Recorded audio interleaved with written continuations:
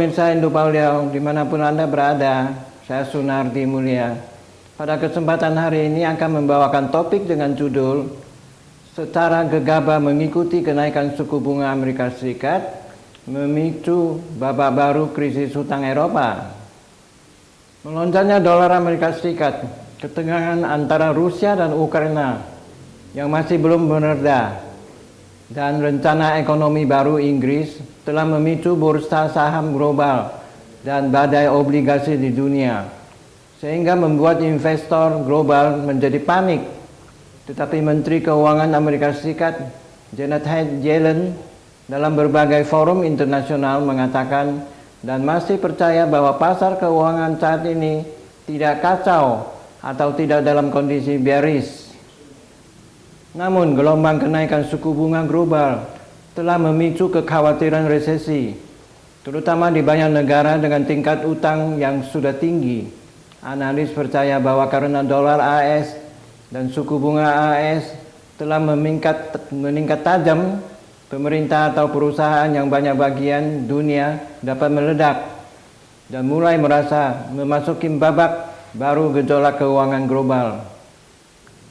Pada saat ini telah terjadi pengangguran yang tinggi di Eropa, dan hal ini akan mempercepat resesi. Beberapa manajer dana, fund manager, mengemukakan bahwa dampak konflik Rusia dan Ukraina, hubungan Amerika dan China dan Amerika Serikat yang kian memburuk, dan epidemi yang sedang berlangsung di beberapa negara menyebabkan ekonomi negara-negara barat menghadapi inflasi yang tinggi, sedangkan Amerika Serikat mengambil keputusan untuk menaikkan suku bunga secara tajam untuk menekan inflasi. Tetapi kebijakan kenaikan suku bunga Amerika Serikat akan membawa bencana karena beberapa negara Eropa dengan hutang yang banyak, yang besar, dan akan mengakibatkan ekonomi yang semakin memburuk dan pengangguran yang semakin tinggi, dan membuat badai utang Eropa yang bertambah tak terkendali. Pemirsa Indo Pauliau yang berbahagia, faktanya beberapa waktu belakangan ini Eropa menghadapi masalah ekonomi yang sangat besar. Investor khawatir tentang ekonomi lokal dan pasar saham. Para investor ingin mengikuti jejak Amerika Serikat secara membabi huta.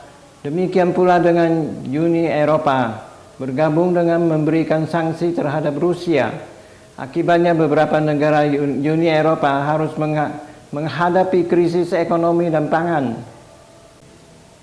Pada saat ini terjadi peningkatan inflasi di beberapa negara Eropa dan ada kecenderungan terus-menerus naik.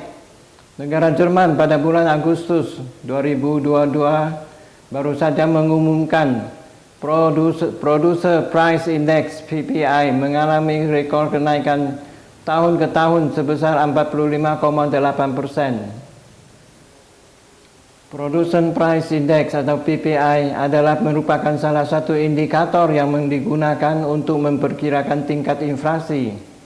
Sebagai negara industri utama di Eropa, angka PPI Jerman yang sebesar 45,8 pasti akan memberikan dampak kenaikan tingkat inflasi di seluruh Eropa.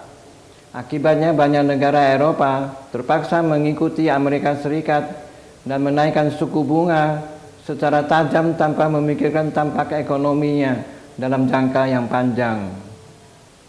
Karena ekonomi negara-negara Eropa jauh lebih buruk daripada Amerika Serikat dan tingkat pengangguran yang lebih tinggi, mengikuti jejak Amerika Serikat menaikkan suku bunga hanya akan membuat resesi lebih cepat bagi negara-negara Eropa. Selain itu, kenaikan suku bunga akan meningkatkan tingkat pembayaran untuk utang, sehingga konsekuensinya negara Eropa yang memiliki utang demi jumlah besar sangat sulit membayar utang-utang mereka. Sejak pecahnya konflik antara Rusia dan Ukraina, sejumlah besar modal telah meninggalkan pasar Eropa, membuat likuiditas lokal menjadi semakin ketat.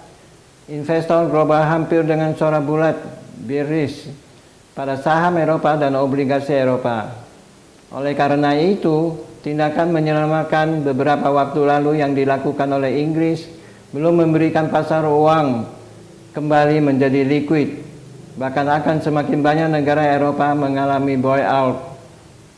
Sementara di beberapa negara Asia terpaksa menaikkan suku bunga untuk mempertahankan ekspor mereka.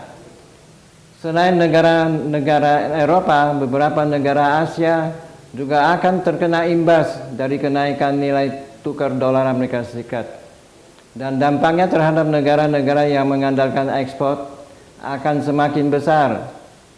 Tingginya dolar AS telah menyebabkan sejumlah besar modal mengalir ke sistem dolar AS dan mata uang Asia telah terdepresiasi tajam. Untuk menghindari kerugian modal yang berlebihan, negara-negara Asia perlu menaikkan tingkat suku bunga untuk mempertahankan dana. Tetapi pada saat yang sama, langkah kenaikan suku bunga akan menurunkan pasar ekspor. Akibatnya, ekonomi di negara Asia juga akan mengalami penurunan. Namun, kenaikan suku bunga akan menggoyahkan ekonomi global, menghadapi revaluasi utang, dan pada akhirnya akan berdampak pada Amerika Serikat sebagai penggagasnya. Goldman Sachs memperingatkan bahwa obligasi koperasi mungkin perlu dinilai ulang, karena negara-negara di dunia saat ini pada waktu bersamaan mengambil aksi untuk menaikkan tingkat suku bunga, sehingga membuat pasar saham menjadi bearish. Peter, kepala investasi Berkeley Advisory Group, juga mengatakan bahwa pada pasar saham, penetapan harga kembali kredit jelas merupakan faktor negatif lainnya dan menunjukkan bahwa risiko resesi global telah mencapai 98%. Dan pada dasarnya semua jenis aset menghadapi tekanan jual. Pemirsa Indobaleo, AS kembali menyulut api, sehingga pasar saham Hong Kong semakin tak terkendali. Chen Yingxing, Direktur Penelitian di Imperial Security, mengatakan bahwa pada tahun 80-an, krisis ekonomi menyebabkan kenaikan tajam dalam inflasi, menyebabkan pekerja mogok menuntut kenaikan upah, dan kenaikan suku bunga secara tajam di AS yang menyebabkan ekonomi jatuh ke dalam resesi. Playbook dan Amerika Serikat sekarang kembali memainkan strategi yang sama. Sebenarnya saat ini teknologi dan kapasitas produksi cukup untuk menekan harga, tetapi konfrontasi geopolitik, anti-globalisasi, hambatan tarif dan rantai pasokan yang buruk ditambah dengan gangguan epidemi menyebabkan peningkatan biaya komoditas dan transportasi, sehingga membuat harga-harga komoditas lebih mahal dan tak terkendali. Kekerasan kenaikan suku bunga oleh Federal Reserve juga berarti bahwa Amerika Serikat tidak akan ragu untuk menekan inflasi, bahkan jika ekonomi dalam resesi.